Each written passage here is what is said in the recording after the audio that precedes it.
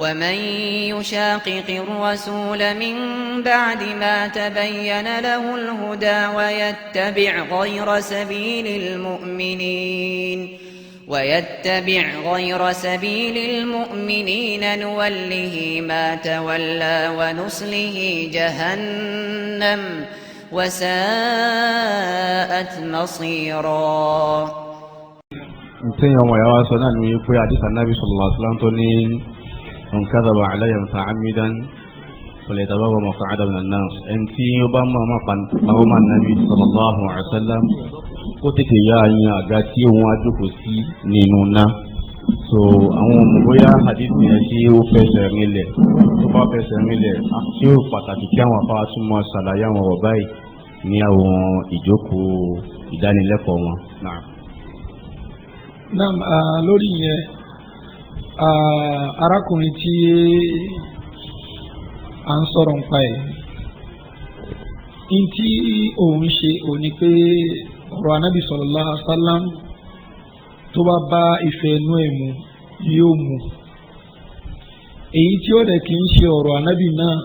sallallahu alaihi wasallam táyà fi tì sí ọ̀dọ̀ anábì tó bá ti bá ìfẹ́ inú tiẹ̀ mu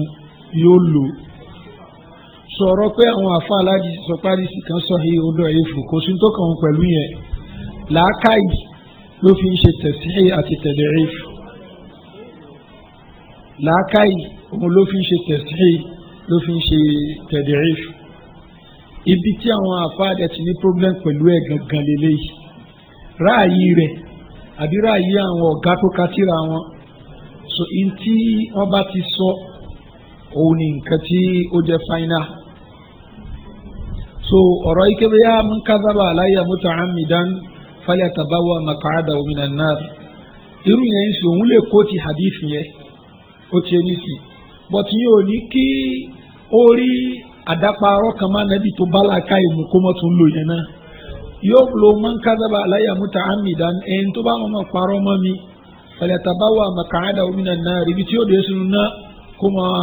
prepare kalẹ̀ fún rẹ̀ yóò lò láti lè fi tako ẹ̀yìn tẹ́ǹkó ti àwọn àdìsí kan tó ń gbà pàdísì yóò bá làákà ìmú. àyàn ànábì lè sọ pé man kadhaba alayya muta'ammidan ẹni tó bá mọ̀ parọ́ mọ́ mi so ẹ̀ ń parọ́ mọ́ ànábì ni tí ó lè gbọ́ pé Abu Hurairah pé òkúrọ́ ni àbí àwọn kan mùnáfìkì ni wọ́n nínú àwọn sàhábà àti bẹ́ẹ̀ bẹ́ẹ̀ lọ. so ṣùgbọ́n òun náà fúnra rẹ̀ yóò kó ti àdìsí ni ipe bó ṣe ń bẹ́nu àdìsí kan ọkọkùnrin kan wá kó wá sọ̀rọ̀ láìpẹ́ yìí bí àná náà ni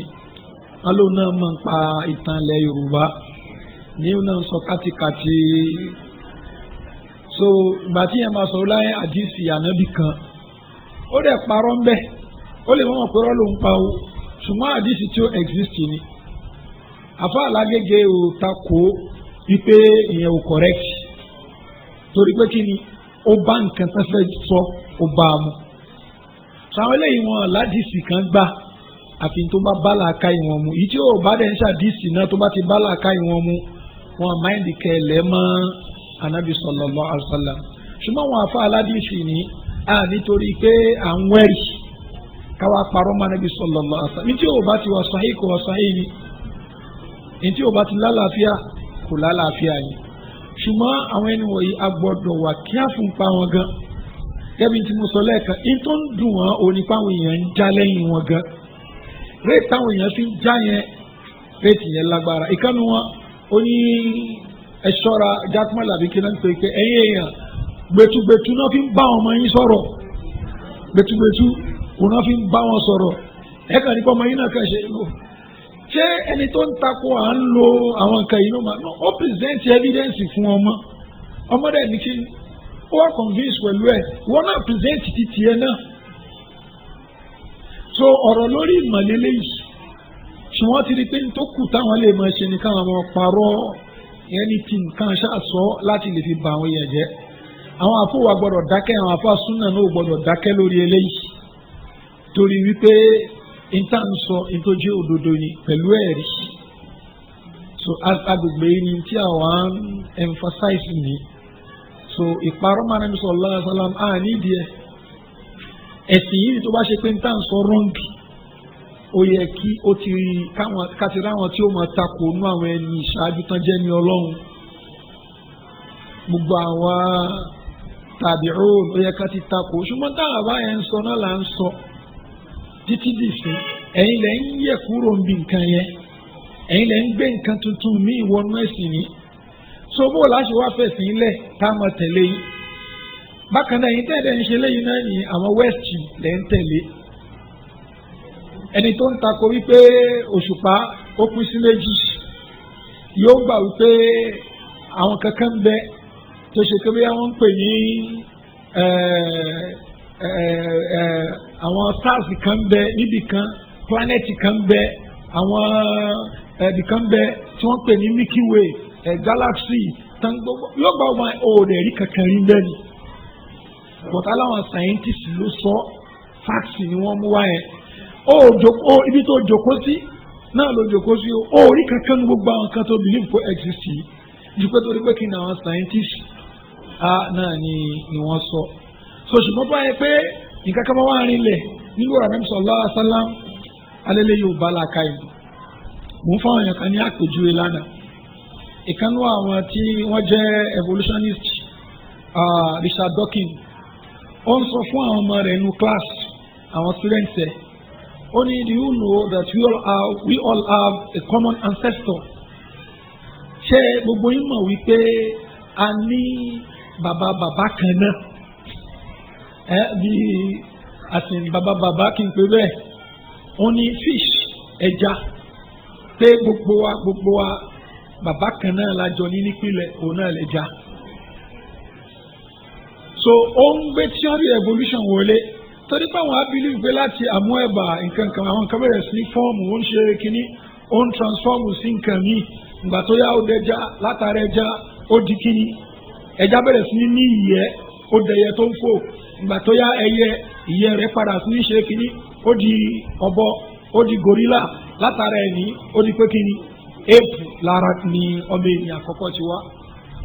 so gbogbo apes ìnàkí tàwárí sí mélòó gbogbo yìí tán ti ń tọ́jú sínú zoo èwo ló wá déyàn nínú wọn láti ìgbà tán ti ń tọ́jú wọn yìí so mọ̀ wípé Charles Darwin fọpọlọ yín ṣeré ni ṣùgbọ́n ẹlòmíì tẹ́ bá tako tíọ́rì yìí gbogbo nǹkan ló lè fi bá yín já nígbà tó ṣe pé ẹ̀ ń takò ayé al-Qur'an ni a ní scientific fact nítorí ṣe pé àwọn tí wọ́n jẹ́ biologist ẹgbẹ́ wọn míì sọ pé eléyìí is just a mere hypothesis hypothesis lásán ni is not up to a theory not to talk of being a scientific fact ṣùgbọ́n tí bá bẹ̀rẹ̀ lọ́wọ́ ẹni yìí sí ó lè ló ń gbà wọ́n á ní kinní kan ní black hole tó ń bẹ ní space ní black hole títí tí Stephen Hawking tó fi kú ní ó ń sọ àwọn nǹkan bẹ́ẹ̀ tó pé wọ́n á dẹ́ rí proof ní ṣùgbọ́n àwọn èèyàn ó máa kó jẹ torí pé ọ̀dọ̀ wọn ló ti wá sọ wá sọ wá rẹ̀ ní tó ṣe pé nǹkan tó bá ní ṣe pẹ̀lẹ́ sí ti ti wá tó ní lẹ́nu Al-Qur'an àáfojú kékeré wò ó ṣùgbọ́n táwọn bá fún wa lérí kan jẹ àákòjẹ kíákíá ní orúkọ sáyẹ́ǹsì ní orúkọ ọ̀làjú so ní táwọn ẹni wọ̀nyí tán sọ́fà níbẹ̀ nìyẹn so eléyìí ní táwọn gbọ́dọ̀ dìmú má ju ẹ̀sìn ẹ̀ lẹ̀ nítorí gbogbo àwọn pátipàti tán kó wáyé nìyẹn ẹ̀sìn tí àwọn ẹni ìṣíwájú wá ṣe tí wọ́n ikú tán ṣe má ṣe ṣe òun náà ló ẹ̀ka wa náà ṣe kò jẹ́ bó ṣe jẹ́ wallahu a'lam. So if they believe in the same as you believe in, then they have been rightly guided. But if they turn away, they are only in dissension, and Allah will be sufficient for you against them. And He is the hearing, the knowing.